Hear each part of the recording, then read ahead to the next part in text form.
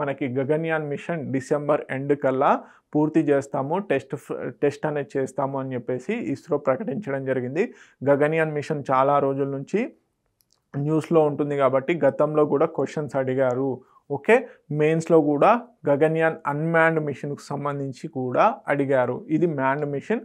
Unmanned machine అంటే test flight ఏదైతే ఉంటుందో దానికి సంబంధించి కూడా టీజీపీఎస్సీ గ్రూప్ 1 మెయిన్స్లో అడగడం జరిగింది.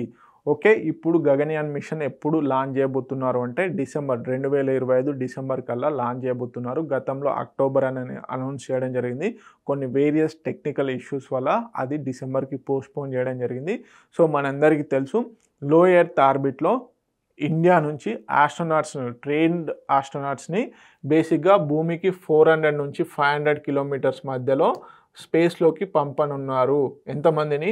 3 మెంబర్స్ని. సో మొత్తంగా దీంట్లో గాను 4 మెంబర్స్ని ఆల్రెడీ ట్రైన్ చేయడం జరిగింది. గగన్యాన్ మిషన్లో భాగంగా ఇండియన్ ఎయిర్ ఫోర్స్ నుంచి తీసుకోవడం జరిగింది వీళ్ళని.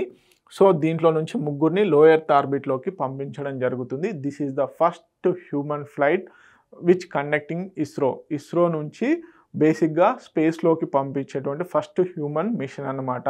ఓకే, దీని ద్వారానే మనకి నెక్స్ట్ ఫ్యూచర్లో రాబోయేటువంటి 2040లో నిర్వహించబోయేటువంటి ఫస్ట్ మూన్ క్రూడ్ మిషన్ ఏదైతే ఉందో దానికి ఊతంగా దీన్ని పేర్కొనడం జరుగుతుంది.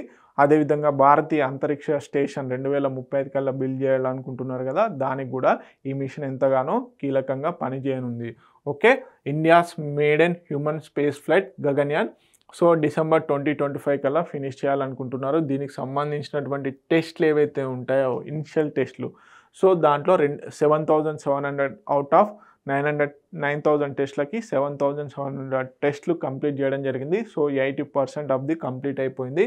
సో బేసిక్గా 3 ఇండియన్ ఆస్ట్రోనాట్స్ని 5 డేస్ వరకు 5 to 7 డేస్ వరకు లో ఎర్త్ ఆర్బిట్లో ఉంచబోతున్నారు. మరి దీనికి ఉపయోగించేటువంటి బేసిక్గా రాకెట్ ఇంజన్ ఏంటి అంటే launch vehicle mission 3 GSLV Mark 3 ఏదైతే ఉందో ఇది బాహుబలి ఆఫ్ ది ఇస్రోగా పేర్కొనడం జరుగుతుంది. హైయెస్ట్ పేలోడ్స్ని ఇస్రో క్యారీ చేసేటువంటి ఇస్రో మిషన్స్ ఏవైతే ఉంటాయో అవన్నీ లాంచ్ వెహికల్ మిషన్ 3 ద్వారానే చేయడం జరుగుతుంది. సో దీంట్లో భాగంగానే మనం ఆల్రెడీ కొన్ని టెస్ట్లు కూడా చేసాము. Crew escape system, orbital module, launch dynamics, future manned మిషన్స్కి ఇది ఎంతగానో ఉపయోగపడుతుంది. మేజర్ ఇస్రో మైల్ స్టోన్ వచ్చేసి GLEX 2025 showcased India space technology globally.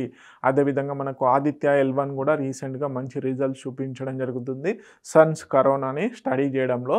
Okay, this is all about Gaganyaan machine.